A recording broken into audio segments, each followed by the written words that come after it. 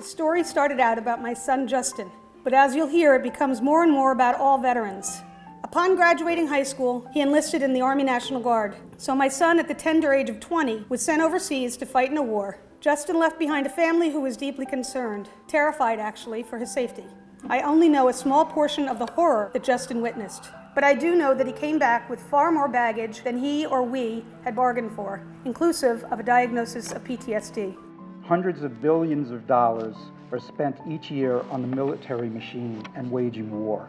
How is it then that barely a fraction of all this money is spent on the care for the men and women who are actually sent to do the fighting? I mean, everybody loves veterans when there's a war going on, but when you come home, it's a whole different story when the war's over. I think that one of the things that is a real point of pride of being an American is to know that we live in a very safe country. But we live in a very safe country thanks to the work of our vets, our people in the military, and when they get out, they need to have the right kind of support. Upon Justin's ultimate return home, he had open sores and was in full-blown medical quarantine. When I turned 26 and got kicked off my parents' insurance, it was the next day that they kicked me out of the VA for lack of insurance. But thankfully, I had resources that I could call upon. At that time, I served on the Board of Trustees at Raritan Valley Community College. And also on the board was Bob Wise, the CEO, president of Hunterdon Healthcare. Without hesitation or reservation, Bob Wise agreed to have his top infectious disease specialist care for Justin. What occurred to her was not everyone can do that. So Ella launched this project. You know, the project, it brings a lot of awareness to change that still needs to be made, especially in terms of healthcare. A lot of people might not realize that veterans aren't being funded properly, and they ought to be. I woke up in the middle of the night with what seemed to be an epiphany. I have many incredibly talented friends who make their living using their talents to communicate through art.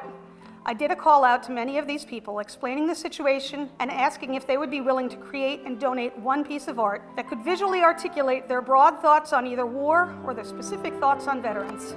So I have my Goofy Joker with the shoes tied together, which are actually combat boots, and obviously he looks very inept. Since ACE is a trump card, I just figured, well, a nuclear bomb is like the trump of war. Having a hole in the shape of a heart, and then the idea of also having a hole in the helmet also in the shape of a heart. You know, the idea being these veterans come back damaged, both mentally and physically. It was at this point that it occurred to me, what of all the other Justins who don't have a mother who knows the CEO of a local medical facility? Who will help them when they are denied benefits? This is where the story becomes more about all veterans rather than simply Justin. Bob was indeed impressed. He agreed to create a restricted fund within the foundation called the Love a Vet Fund. And from there, 52 Reasons to Love a Vet was born. It's so very representative of all the good things that come out of not only artwork, but the work that vets do for us. People don't really know what they experience, and it's very hard. There's so many returning veterans that the VA can't handle them all. What's been fascinating is to watch people and what piece they're drawn to. When a soldier deploys, his whole family is changed and turns upside down. One of my commanders, he was going on his third tour and he just found out he was having a baby girl. And that picture just, it touches my heart because you see what a child aches for. She will never ever get a chance to see her father. War is always a game changer. Those who fight on the front lines suffer unspeakable changes, but no one is left untouched. If and when these soldiers return home, often damaged mentally and physically, they're unable to get the full help that they're entitled to for their service.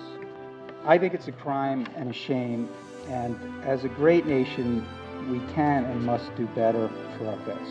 If our elected officials choose to make an informed decision for us to enter into war, that decision must come with a package that when we send our soldiers into battle, we will be prepared to care for them upon return. It simply is the price of doing business. We are doing important work, all of us together.